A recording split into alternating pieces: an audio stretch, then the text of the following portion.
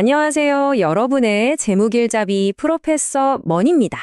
자, 오늘 정말 중요한 얘기를 좀 해볼까 하는데요.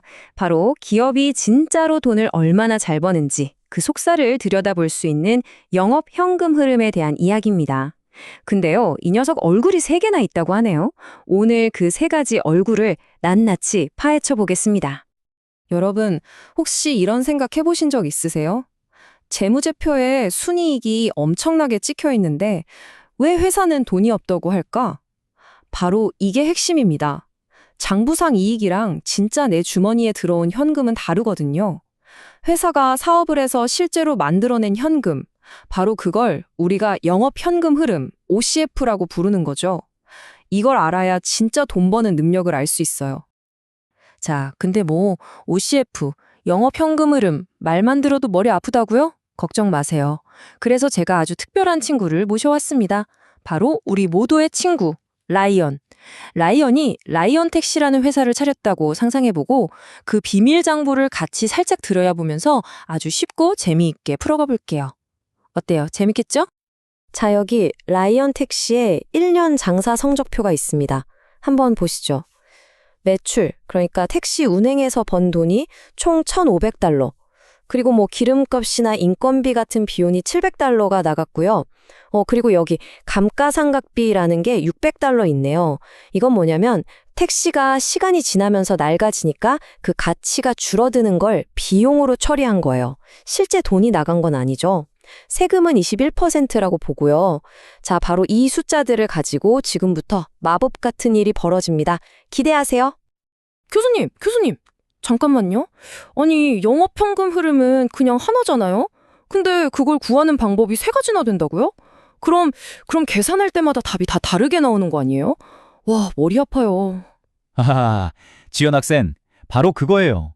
아주 날카로운 질문입니다. 모두가 궁금해하는 바로 그 지점이죠. 어떻게 다른 길로 가는데 목적지가 같을 수 있는지. 자, 그 미스터리를 풀러 지금부터 산 정상으로 가는 첫 번째 길로 한번 떠나봅시다. 첫 번째 길의 이름은 바로 탑다운 어프로치입니다.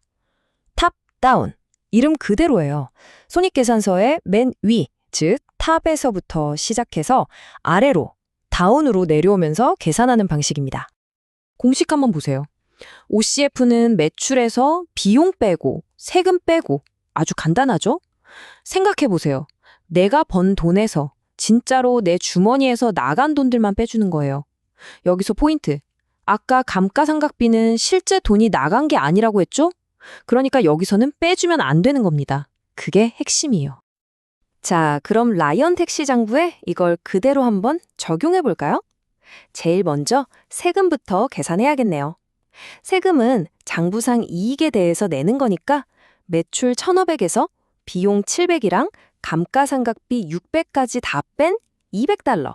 여기에 세율 21%를 곱하면 세금은 42달러가 나오네요. 자, 그럼 이제 진짜 OCF 계산 들어갑니다.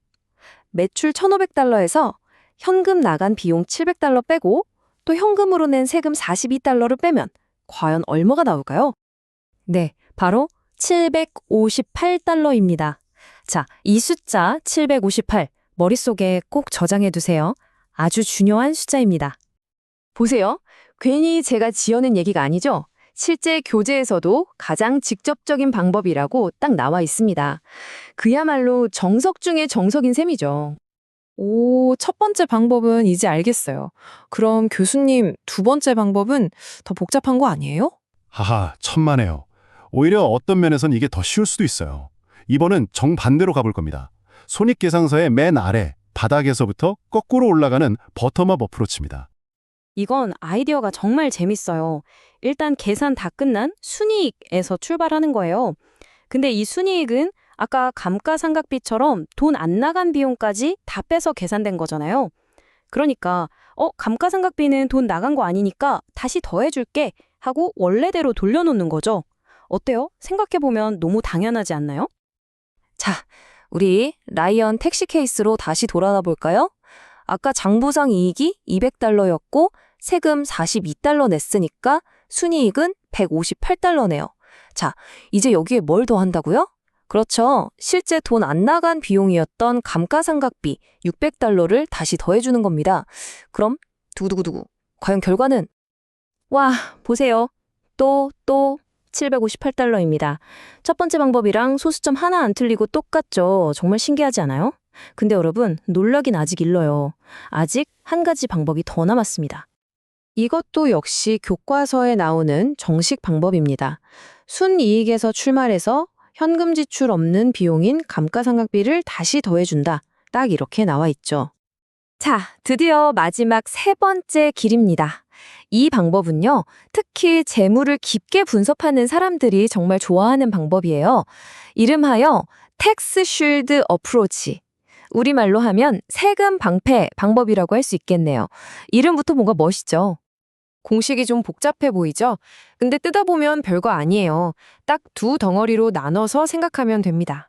앞부분은 감가상각비가 없었다면 벌었을 세후 이익이고요. 뒷부분이 바로 하이라이트. 감가상각비 덕분에 아낄 수 있었던 세금, 즉 세금 방패 효과를 나타내는 부분입니다. 라이언 택시에 한번 적용해 볼게요. 먼저 앞부분. 매출 1,500 빼기 비용 700에다가 세금 떼고 남는 비율을 곱해주면 632달러가 나오고요. 다음, 세금 방패 효과. 감가상각비 600달러에 세율 21%를 곱하면 126달러만큼 세금을 아꼈다는 계산이 나옵니다. 자, 이 두 개를 더하면 어떻게 될까요? 네, 세 번째도 역시 758달러입니다.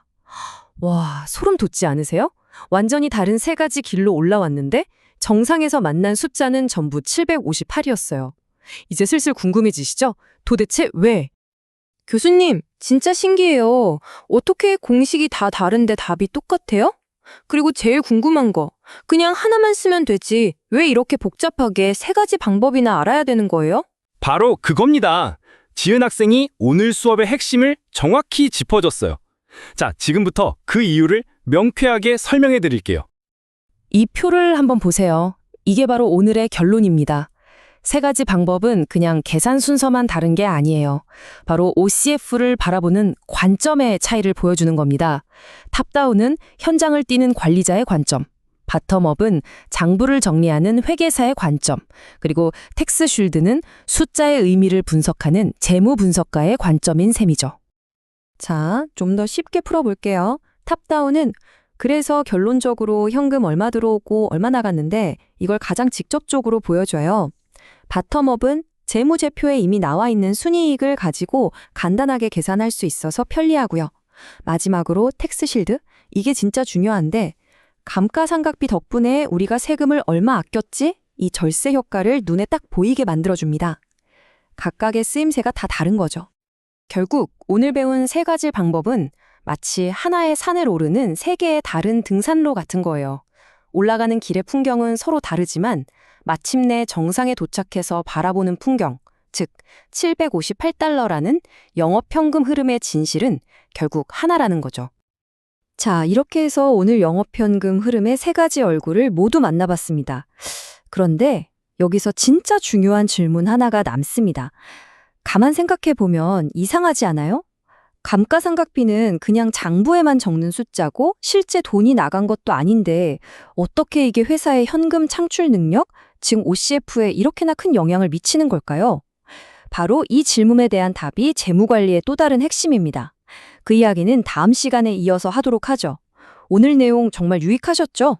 다음에 또 뵙겠습니다.